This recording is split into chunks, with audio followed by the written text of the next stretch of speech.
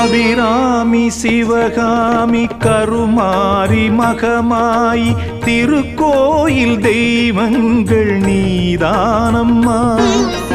அன்னைக்கு அன்றாடம் அபிஷேகம் அலங்காரம் புரிகின்ற சிறு தொண்டன் நான் தானம்மா.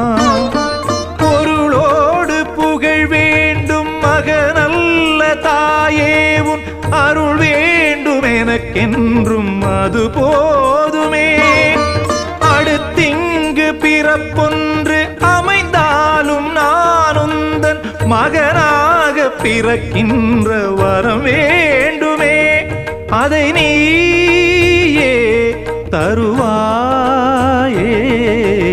அம்மா என்றழைக்காத உயிரில்லையே, அம்மாவை வணங்காது உயர்வே